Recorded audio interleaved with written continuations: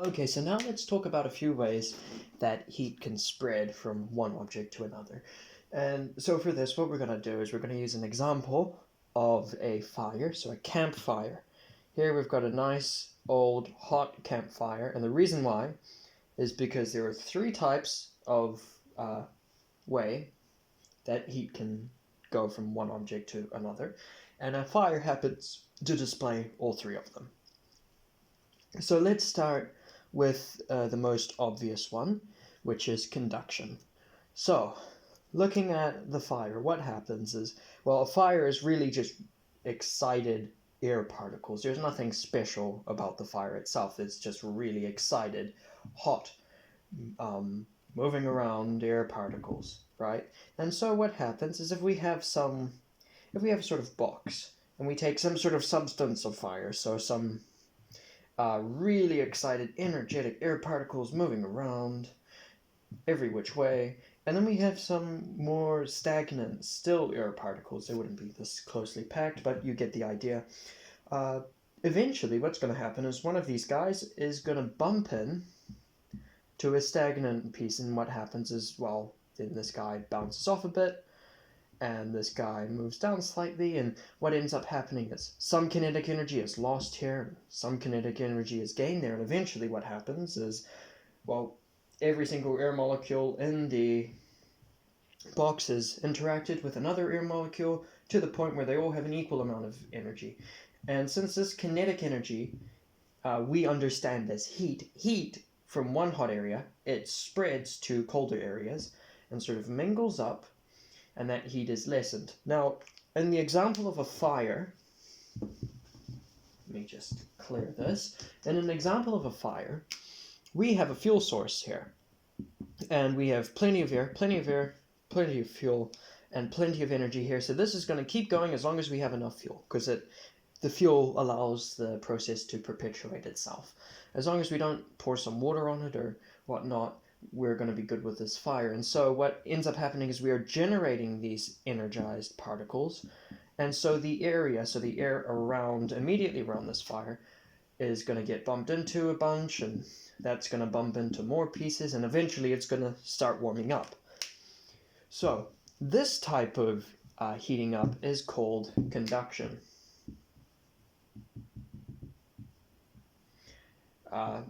Where heat is transferred through the bumping of particles into each other, and they cause that to sort of vibrate around and all of that. So that is conduction. Now there are a few properties of conduction we want to sort of think about, and the first one is somewhat unintuitive. The fastest type of substance, so the fastest state of matter that an object can conduct in, and again we're ignoring supersolids and plasmas here, just looking at the main three, is actually a solid.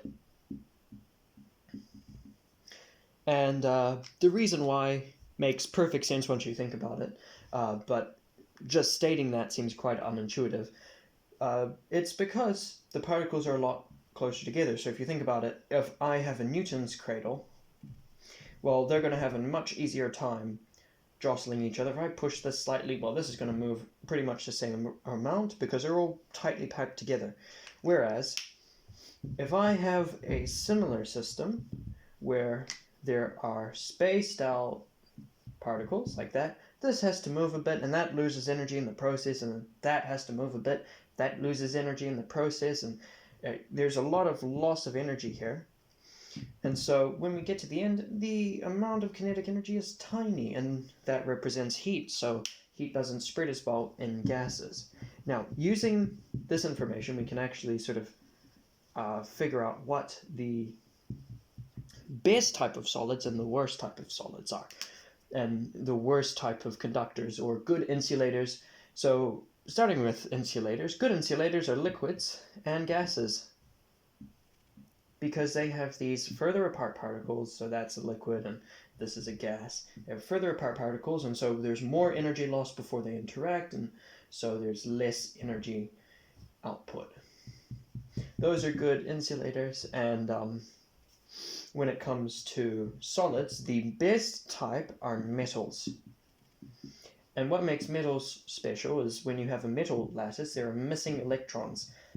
And those missing electrons really help these atoms and molecules to interact with each other a bit better, and that allows the heat to spread through more efficiently. So now we've looked at conduction, let's look at the second type. And this one is very similar sounding to conduction, but it functions differently. So now let's just look at these energized particles. So this whole air area is really just a bunch of points that are spread out quite far. And we know that when we heat something up, it spreads out a bit. So this is something that is hot. This is like a hot solid, right? And this is the same solid but cooler. And again, this is exaggerated, but this is more or less what happens. And so as we heat it up, it expands because it's got more energy and it wants to move apart a bit more. And as a result, it expands. Now the thing is, we know, due to buoyancy, that larger things, so if I have like a balloon, right, this is nice and spread out. In more tightly packed things, so let's say this is water, this is going to move upwards. And so these are going to fill in the space below, and that's going to float on the surface, and we're going to have just water at the bottom. And a similar thing is going to happen with the hot air.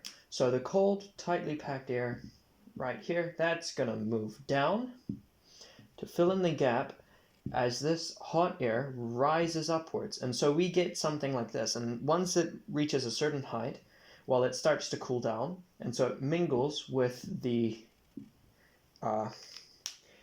cold air and condenses and then moves back down. And so we have a cycle of air, something like this around the fire. And this is caused by the difference in temperature and the difference in density. Now, let's say I put my hand here. Quite stupidly, I put my hand right above where the fire is. Now, what will my hand feel? Well, the hand is going to feel all this hot air. So what exactly is happening to my hand right now? Well, we know that it's moving upwards, and we know that it's touching my hand. And so, in a way, this is actually the friction of the particle. So as the particle moves up against my hand, it generates heat energy, as well as conducting it into my hand itself. And so that is the second type of heat transfer, which is convection, which is the transfer through a particle in itself. Nothing special here. The only thing to note is that convection can only occur directly above a presence of heat. So it can't happen below. So if I had a torch like this and I put my hand underneath, well, this is not going to be affected by convection. This is going to be affected only by conduction from the air particles getting heated up around that glowing orb. Because all of the hot air that could convect my hand is traveling upwards and it isn't reaching it. So unless my hand is directly above the fire, I'm not going to be experiencing convection. Now for the final form of heat transfer. Now this actually it answers a question that I've always had, which is why is fire? Why does fire exist? Well, what it really is just super excited air molecules. Air is a gas. Air molecules bouncing around. And the thing is, when molecules get real excited, they can release photons in order to attempt to become grounded, in order to attempt to become less excited and lose energy. And these photons, they travel off in whatever direction, and some of them appear to create an image in a way, and that is sort of the essence of fire. Photons being emitted from excited air.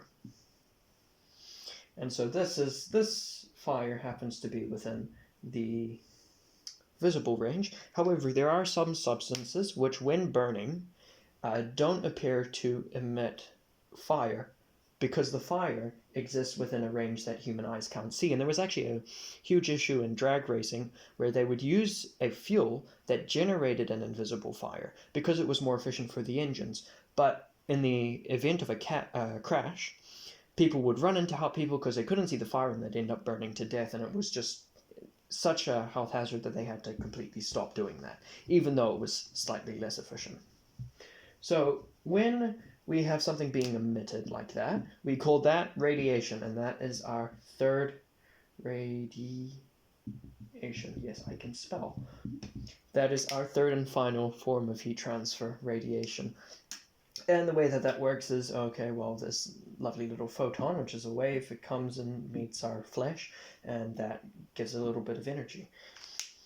And it's a minute amount of energy, but enough light, enough electromagnetic radiation is coming off of this thing to be able to give some level of heat, albeit probably quite small compared to other types. Now, there are a few properties of radiation that we also need to talk about, which is what are good radiators and what are good sort of reflectors of radiation.